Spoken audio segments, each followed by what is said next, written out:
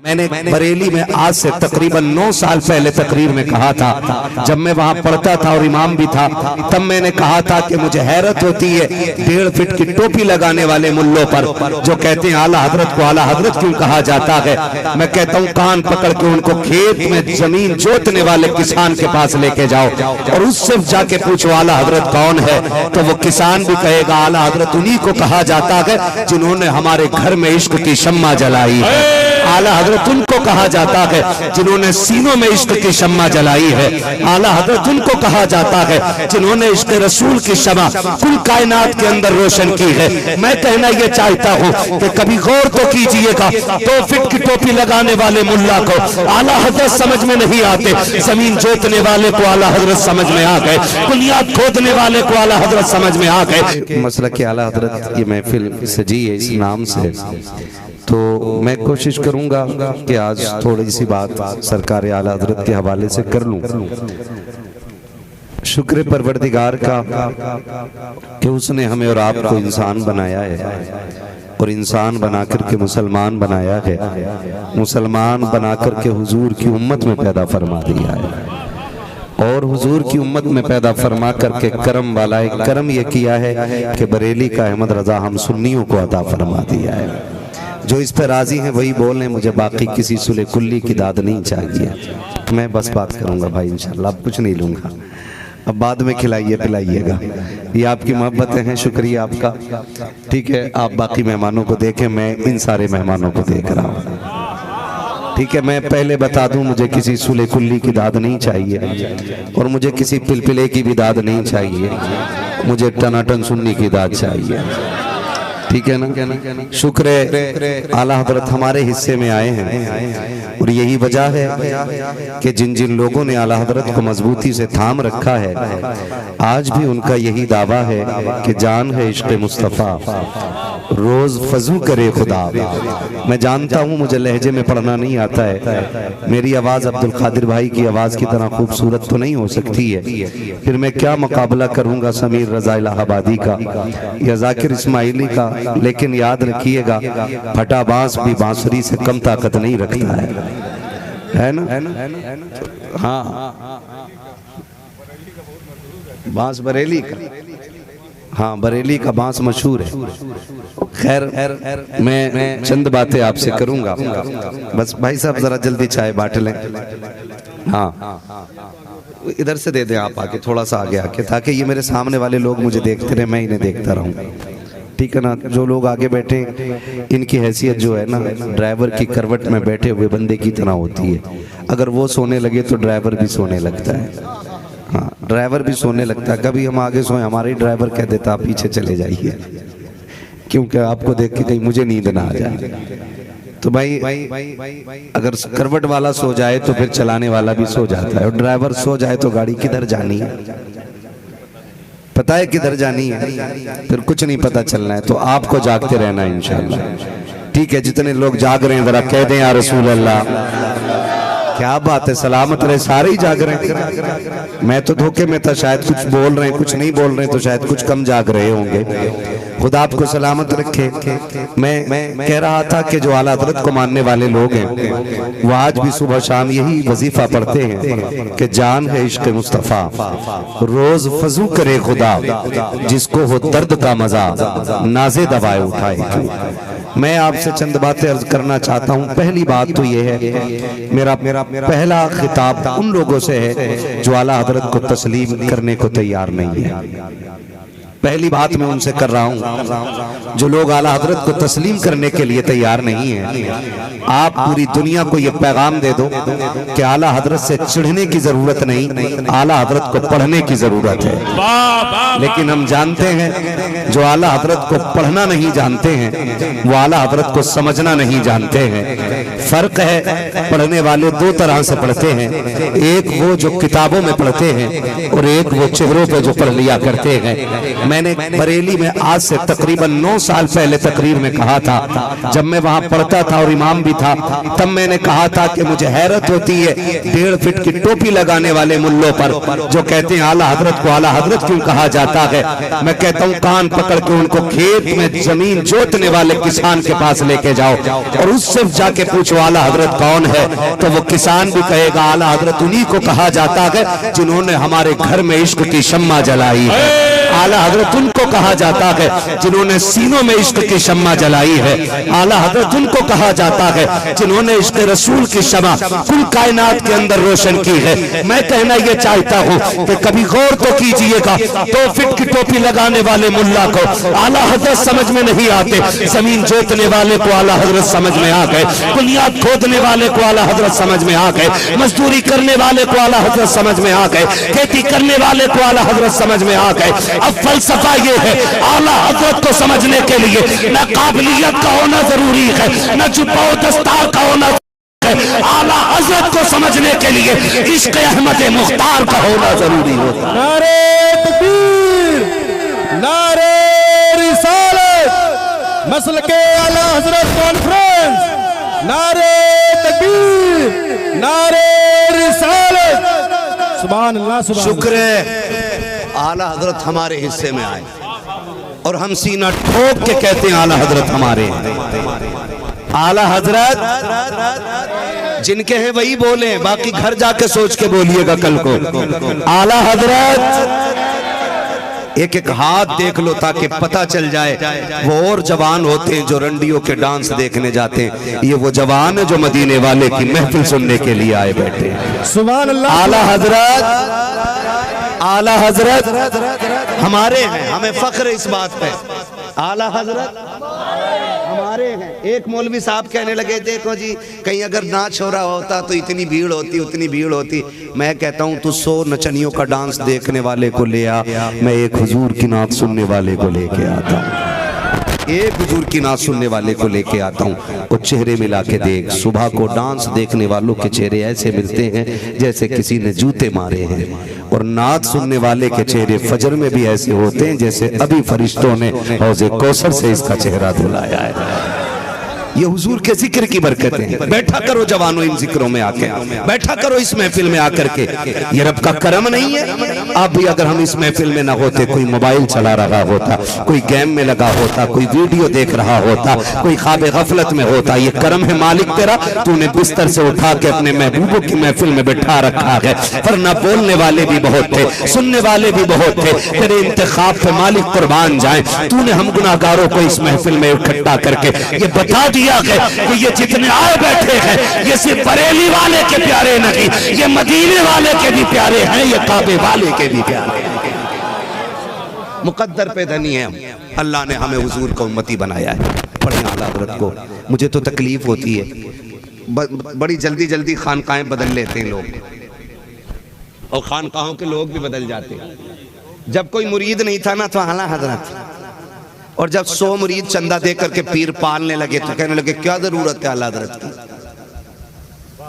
मैं तो खुल के कहता हूँ अब्दुल कादिर भाई टेंशन कोई नहीं, पाए मुरा लंग नेस्त मुल्क खुदा तंग नेस्त। हम लंगड़े नहीं है, अल्लाह की कायनात छोटी नहीं है।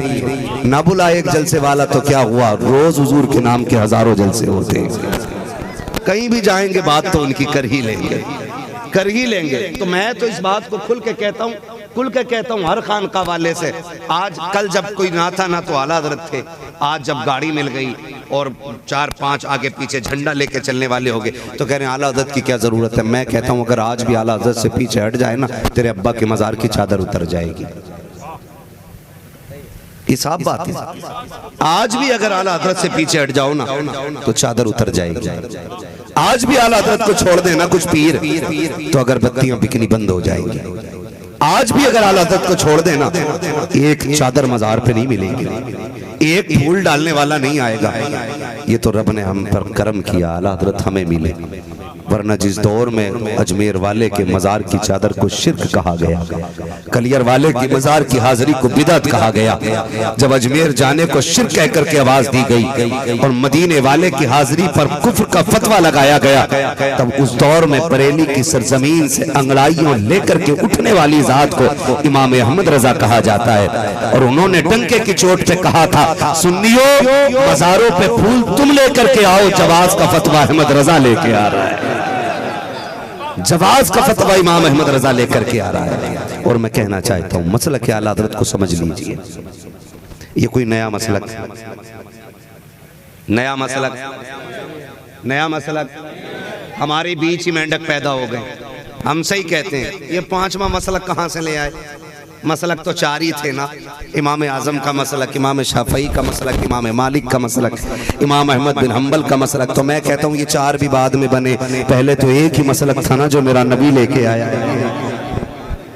और अगली बात मैं कहने लगा हूं, सुने, आला हजरत जो मसलक हमें देखे गए हैं वो सिर्फ अहनाफ का मसलक नहीं, वो सिर्फ शफाफे का मसलक नहीं, वो सिर्फ मालकियों का मसलक नहीं, वो सिर्फ हनाबिला का मसलक नहीं, बल्कि वो सब का मसलक है।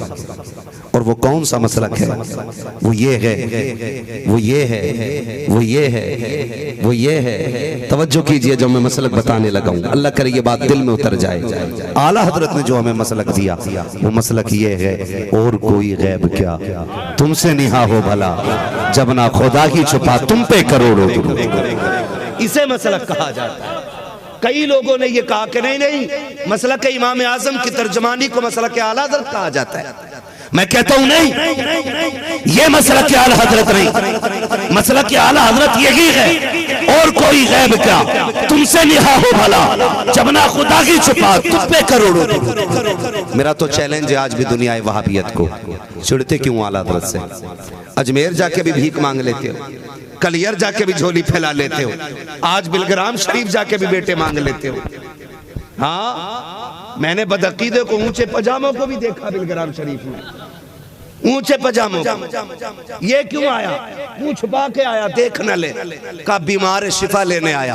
मैंने कहा इनके अब्बा ने तो ये लिखा है, नबी किसी को कुछ नहीं दे सकते, फिर नबी के बेटे के पास लेने के आया, तो वो भी कहता अब्बा ही कह गया। लेकिन हम तो यही कहते हैं ना, कौन देता है देने को मुंह चाहिए, देने वाला है सच्चा हमारा।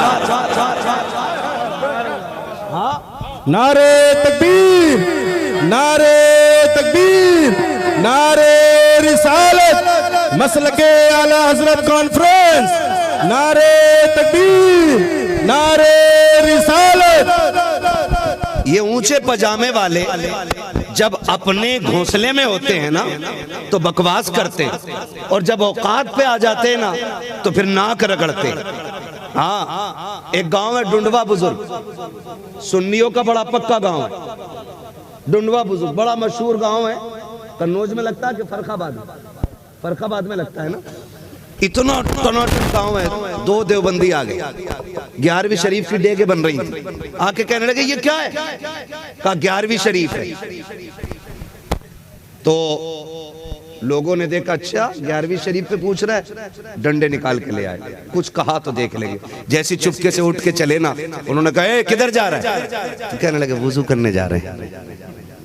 बैठ बैठ, नहीं वो पाक की 11वीं है ना, बेवुजू नहीं खा सकते। ये फंस जाते हैं तो फिर वुजू करके खाते हैं। ये इनकी पॉलिसी है, ये इनका दोगलापन है।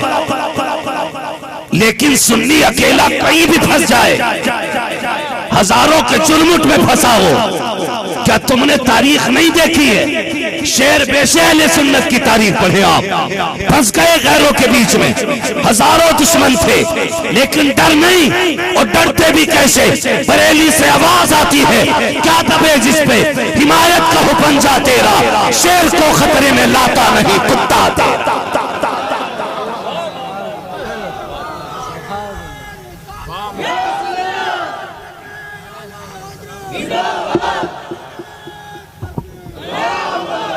तवज्जो है सारे लोगों की, ये सुन्नियों की हकीकत है। और मैं सारे बरेलवियों से कहना चाहूंगा, सारे आला हजरत को मानने वालों से कहना चाहूंगा, हमारा झगड़ा किसी से दुरूद फातिहा का नहीं है। कोई करता है तो करे, नहीं करता फातिहा तो ना करे, ये मुस्तहब है। समझ रहे मेरी बात? ये मुस्तहब है। नहीं पढ़ता सलाम खड़े होकर बैठ के पढ़ ले, पढ़। नहीं, ये कहां लिखा खड़े होके पढ़, तो ये कहां लिखा के लेट के पढ़? भाई ये कहां लिखा के लेट के पढ़? कि नहीं नहीं नहीं हुजूर के लिए खड़े होके पढ़ोगे तो ये शिर्क हो जाएगा, और कब्रिस्तान में जाके लेट के सलाम करता, वहां भी तो खड़े खड़े कहता अस्सलामु अलैकुम या अहलल कुबूर। अपने मुर्दों को कहता है खड़े हो के तुम पे सलामती हो, तुम मुर्दों को कह रहा खड़े हो के सलामती हो, हम तो जिंदे को खड़े हो के सलाम कर रहे हैं। सुभान अल्लाह, सुभान अल्लाह। शर्म नहीं आती है? और पकड़ेंगे 4 नौजवानों को, चलो जमात में चलो, किधर के चलो तबलीग करने, तबलीग करनी, और तबलीग उधर कर जिधर दीन नहीं है। कलमे वालों को कलमा पढ़ा रहे, जाना उधर जा, कलमा फैला दीन, काम पैसे उठा के लेके जा रहे। इतनी बेगैरत कौम है ये। कोई नौजवान कहते मैं नापाक हूं, तो कह रहा जबान तो पाक है, चल चल चल चल, दिल तो पाक है, चल। ये नापाक खड़े हो जाते मस्जिदों में जाकर के, और ये सुन्नी होता है कि नापाक हुजूर पे दुरूद पढ़ना भी नहीं चाहता है। हम अदब वाले लोग, हम अदब वाले लोग हैं। ये अदब सिखाया किसने? बोले किसने सिखाया? आला हजरत ने सिखाया। आप तारीख का बाप पलट करके देखो, इमाम बाकिर का नाम अदब से लेंगे, इमाम जाफर का नाम अदब से लेंगे, इमाम ज़ैनुल आबिदीन का नाम अदब से लेंगे। आप इनकी तारीख उठा करके देखें, इमाम आजम को अदब से बोलेंगे, इमाम अहमद बिन हंबल को अदब से बोलेंगे, गौसे आजम को अदब से बोलेंगे, वारिस देवा को अदब से बोलेंगे, साबिर कलियर को अदब से बोलेंगे, गरीब नवाज को अदब से बोलेंगे, गौसे आजम को अदब से बोलेंगे। लेकिन बात आला हजरत की आती है तो चेहरों के रंग उतर जाया करते हैं, इनकी नानी मर जाया करती है। मैं पूछना चाहता हूँ, रब ने जहाँ अजमेर वाले को वली बनाया है, वहीं बरेली वाले को भी वली बनाया है। जहाँ बगदाद वाले को विलायत दी है, वहाँ बरेली वाले को भी विलायत दी है। जहाँ वारिस देवा के मजार का एहतराम करते हैं, वहाँ सुन्नी बरेली वाले का भी मजार का एहतराम करते हैं। तुझे बरेली वाले ही से चुल क्यों है? तो सुनो सुन्नियों, बरेली वाले से चुल की वजह यह है कि बरेली वाले ने इनके चेहरे से नकाब पलटे और ये कहा, सुनो अगर दाढ़ी में आए तो धोखा न खाना, मिसवाक लेके आए तब भी धोखा न खाना, तस्बीह लेके आ जाए तब भी धोखा न खाना, ऊंचे पजामे में आए तब भी धोखा न खाना, मौलवी बन के आए तब भी धोखा न खाना, काली बन के आए तब भी धोखा न खाना, पीर बन के आए तब भी धोखा न खाना। आप बताओ पहचाना कैसे जाएगा? का नबी को जिंदा कह देना, अगर चेहरा बिगड़ जाए लात मार देना, अगर चेहरा खिल जाए सीने से लगा के प्यार कर ले। नारे तकबीर, नारे रिसालत, मसलके आला हजरत कॉन्फ्रेंस, नारे तकबीर, नारे रिसालत।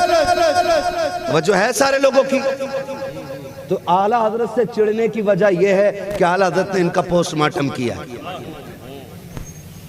हाँ कह रहे अच्छे मौलाना थे, लहजा देखो। हमारी जमात के लोग आला हजरत वली तो थे ही नहीं, क्यों? हवा में उड़ते तब मानता, बताना, हवा में उड़ते तब मानता। मैं कहता हूं आला हजरत उस शख्सियत को कहा जाता है कि जिसने जागते हुए माथे की आंखों से मुस्तफा के चेहरे की जियारत की है क्या तेरी औकात और हैसियत क्या? तू बात करे उन पे। वो वली नहीं थे, खुदा की कसम वो वली नहीं वली कर थे। जिस पे नजर डाल दी उसे वली बना दिया करते थे, वली बना दिया करते थे। आला की बात अगर बेटे की बात करें ना, आज उनको मुफ्ती आजम आलम इस्लाम कहती है। कौन मुफ्ती आजम? मुत्तकी बनकर दिखाए जमाने में कोई, एक मेरे मुफ्ती आजम का तकवा छोड़कर। एक मेरे मुफ्ती आजम का तकवा छोड़कर। किसी ने सरकारी मुफ्ती आजम इनसे कहा, आप आला हजरत के बेटे? इतना सुन के रोने लग गए। कहा हुजूर मैंने कुछ गलत तो नहीं कहा, रोए क्यों? कहने लगे जैसा आला हजरत के बेटे को होना चाहिए था मैं वैसा ना बन सका।